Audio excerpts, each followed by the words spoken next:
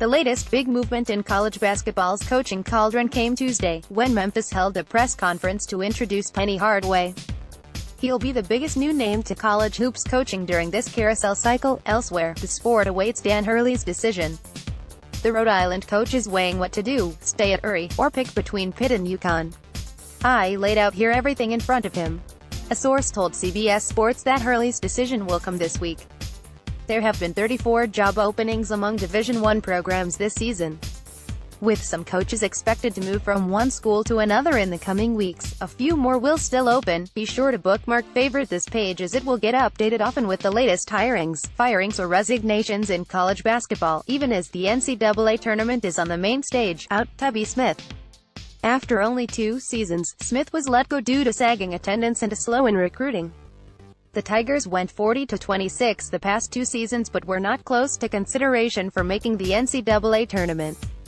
Memphis is the only school of the 6 Smith coached at Tulsa, Georgia, Kentucky, Minnesota, Texas Tech that he did not guide to the NCAAs. In Penny Hardaway, one of the most important basketball figures in Memphis history, is now taking over the program. He was introduced on Tuesday. Hardaway, 46, brings with him a revival of hope for the school. He spent recent seasons coaching high school and grassroots basketball. James Wiseman, the best player in the class of 2019, played for Hardaway.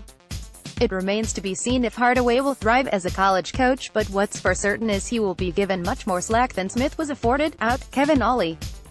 4 years after winning a national title as a number 7 seed, Ollie is now out. It's a rare fall from the top of the sport in terms of how fast all of this happened. Ollie's name was linked to potential NBA openings as recently as 2 years ago. It remains to be seen if UConn will have to pay him more than $9 million to buy out his contract. A legal battle could very well ensue. As for the opening, Rhode Island's Dan Hurley is considered an obvious choice to step in there. He's in the process of deciding between UConn, Pitt and staying at Hurley. Out, Mark Fox. Georgia's made a change after 9 seasons under Fox. The Bulldogs made the NCAA tournament twice, 2011, 2015, each time as a 10 seed. Fox should have a shot at a mid-major job going forward if he so chooses. This is a job with a high ceiling. Atlanta is rich with talent annually. In Tom Crean. The news came on the first day of the 2018 NCAA tournament. Coincidentally, Crean was fired from Indiana on the first day of the 2017 NCAA tournament. Crean has a 356-231 career record in 18 seasons at Marquette in Indiana. He coached Marquette to a Final Four with Dwayne Wade in 2004. He won the Big Ten twice while at Indiana.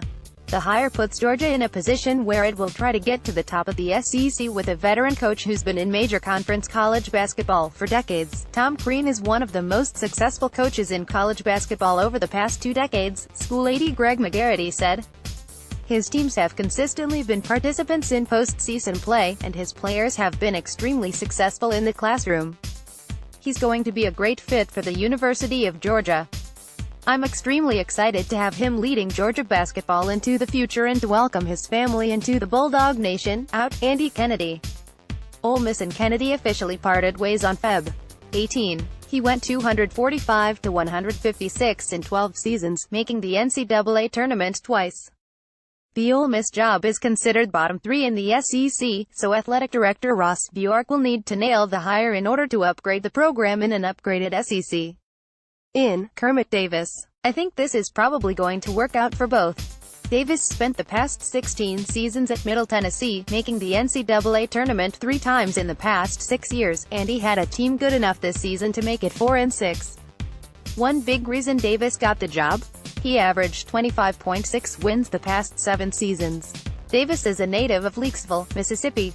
After assessing the entire landscape of college basketball and speaking to basketball experts across the country to determine the greatest fit for Ole Miss basketball, the answer was clear. Kermit is the best coach and best leader to take our program to the next level in the SEC and NCAA, Bjork said. Out, Kevin Stallings.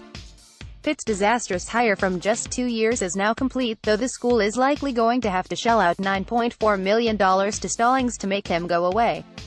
It goes down as one of the biggest coaching hire busts in college hoops history. Pitt went 8-24 this season, including 0-19 against ACC teams. In 2 years, Stallings was 24-41. The Pitt job has promise. If Hurley passes on it, a lot of interesting potential candidates will be on the table, including Buffalo coach Nate Oates, UMBC's Ryan Odom, and maybe even Seton Hall's Kevin Willard. Out, Reggie Theus. The former NBA player and coach could not find success in the Big West, bottoming out after 5 seasons with a 6-24 record. Theus, 60, went 53-105 at CSUN, in Mark Gottfried. It's certainly a big-name hire for a Big West school, but Gottfried left behind a situation at NC State that wound up having the Department of Justice poking around the men's basketball program. The school has commented that it's comfortable with the knowledge it has of Gottfried's time at NCSU. Out, Marty Wilson. The school announced on Feb. 14 that this season would be Wilson's last. Waves went 6-26 this season, including nearly upsetting St. Mary's in the WCC quarterfinals on March 3.